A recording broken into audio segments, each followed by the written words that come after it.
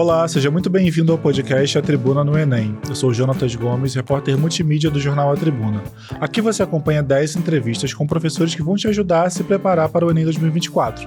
Além disso, todas as terças e quintas, o jornal A Tribuna publica simulados, com questões de anos anteriores para você se preparar aí na reta final. E hoje nossa conversa é com a professora de inglês do Madam, Cristina Bravin. Professora, seja muito bem-vinda. Obrigada. O que os alunos podem esperar das questões de inglês no Enem?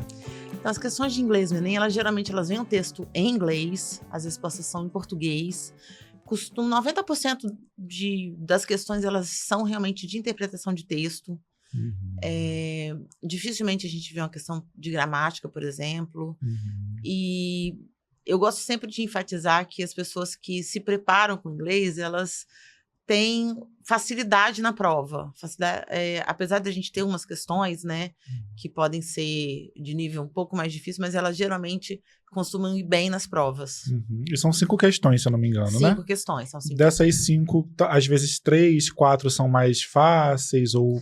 Geralmente a gente tem 2 mais fáceis, 2 medianas e uma mais difícil, mas isso não é um padrão, né? O Enem, cada ano, vem surpreendendo a gente de alguma forma, mas geralmente uma difícil ou uma mais desafiadora a gente encontra.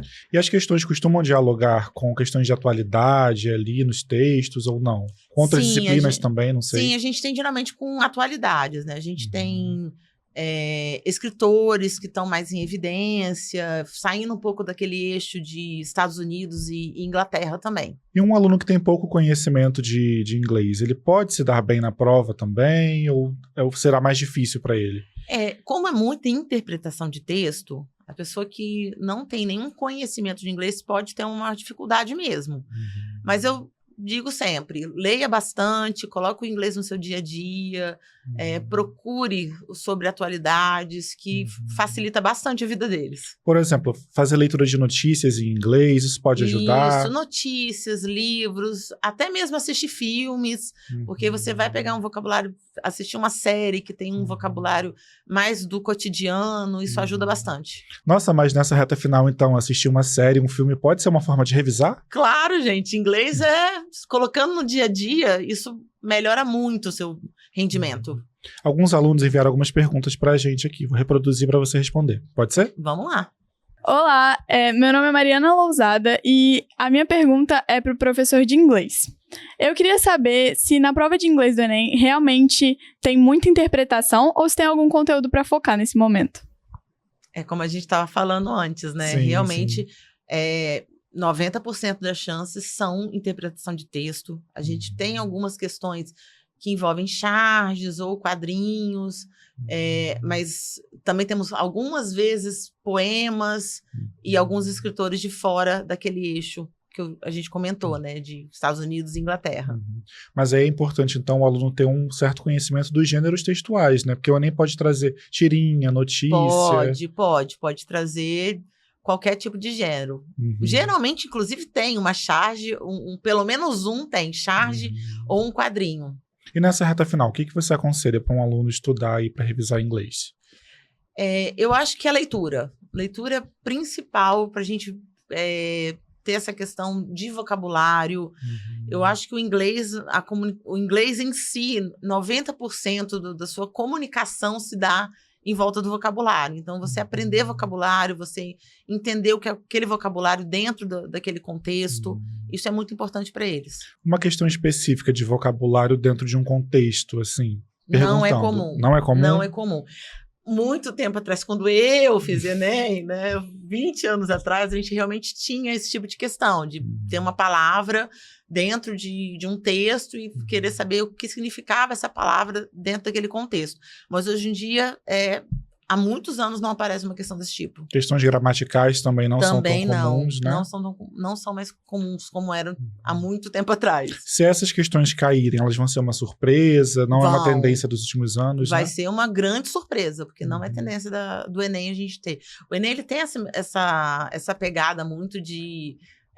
o inglês numa forma do cotidiano e não uma coisa tão focada como gramática e vocabulário. Vamos ouvir mais uma pergunta, então? Vamos lá. Meu nome é Zara, eu tenho 17 anos e a minha dúvida é em relação à prova de inglês. Se seria melhor fazer no começo ou deixar ela para o final da prova? Olha, achei essa pergunta bem pertinente. Eu acho que vai depender muito de qual é a relação do aluno com o inglês. Se ele tem mais facilidade, a prova de inglês pode ser uma prova que ele pode fazer logo no início, já ficar livre, né, da prova, porque não vai ser um problema. Agora, aquele aluno que realmente tem mais dificuldade, deixa para ir com mais calma. Eu, pelo menos, quando faço provas assim, fazia, né, no vestibular, eu pegava as disciplinas que eu tinha mais facilidade para fazer no início e ganhar confiança. Isso. O aluno que tem facilidade em inglês pode usar essa estratégia, então. Pode e deve, né? Porque a gente já fica livre daquela coisa que a gente tem certeza da resposta. Então, a gente já fica mais realmente tranquilo de terminar a prova. Ganha uma confiança para as outras, né? Exatamente. É mais difícil para o final. Deixa para chorar no final. Né?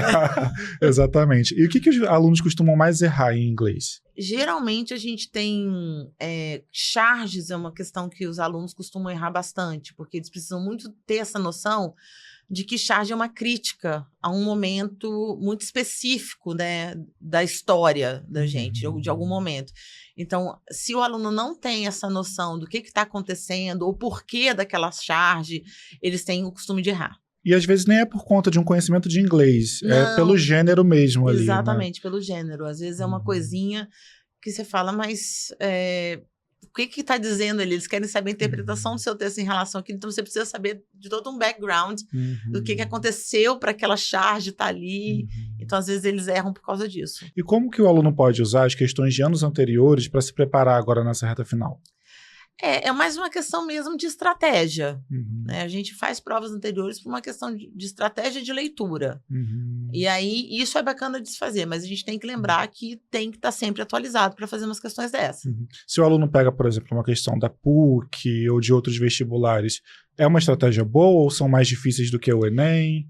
São bem diferentes, na verdade, né? A gente tem alguns vestibulares que os alunos têm essa questão de querer fazer, aborda um pouco de gramática, um pouco de vocabulário, que isso não acontece no Enem.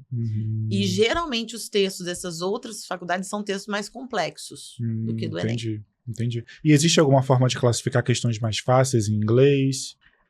Geralmente, pra gente que é professor, as questões são mais tranquilas realmente de fazer. Eu acho que, para dizer se a questão é mais fácil ou não, depende realmente do conhecimento do aluno.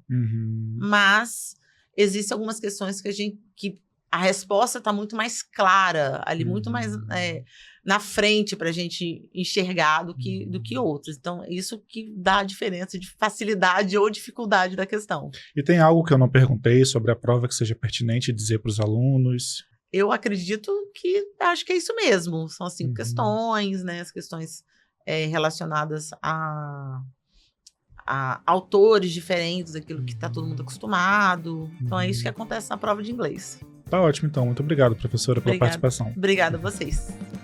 E esse foi o podcast A Tribuna no Enem. Essa entrevista você também acompanha no jornal A Tribuna, no portal Tribuna Online, no nosso canal no YouTube e nos principais tocadores de podcast.